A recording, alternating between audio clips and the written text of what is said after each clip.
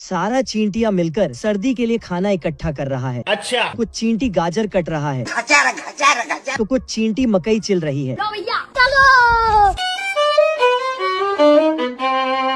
लेकिन ये आलसी टिड्डा मस्त चील मार के घूमता फिरता, प्यास लगने पर फूलों का पानी पीता है और भूख लगने पर पत्तियां खाता है। सबको तो पता ही है चींटी बहुत मेहनती होता है। ये चींटी अकेले 3 सेब ले जा रहा था, रस्सी टूट के गिरते ही टिड्डा हंसने लगता है। टिड्डा कूद के आके चींटी को अपने साथ चिल मारने के लिए बोलता है। चींटी टिड्डा के बात पर आकर मस्ती करने लगता है।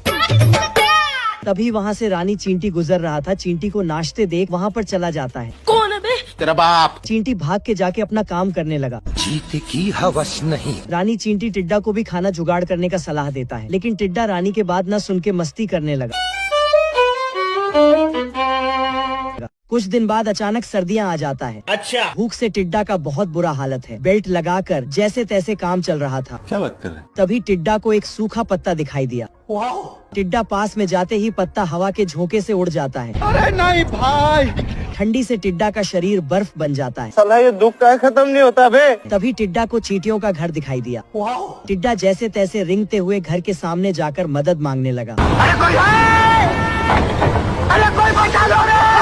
चिटिया टिड्डा को घर के अंदर ले जाकर गर्म पानी के ऊपर राख के रजाई पहन के सूप खिलाने लगता है।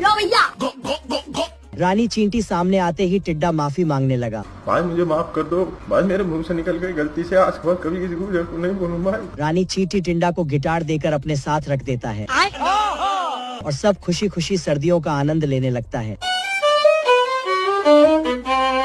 भेड़िया बेस बदल के ढेर सारा मेकअप किया। अच्छा। और बकरी के सामने जाकर मटकने लगा। मैं इतनी सुंदर हूँ, मैं क्या करूँ? इसे देख एक लव गुरु का बच्चा बोखला जाता है। क्या माल है यार। बकरी जाके आजा आजा।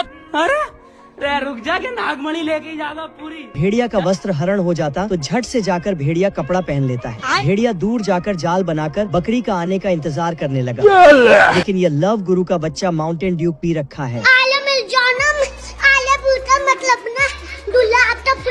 भेड़िया भाग के जाके तोप चलाने जाता है, लेकिन आजा आजा। भेड़िया गुस्से से अपना असलियत दिखा दिया। असली।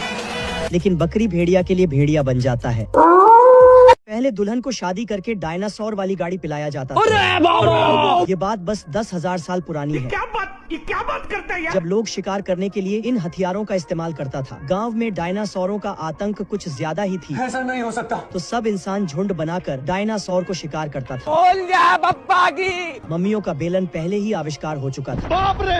नई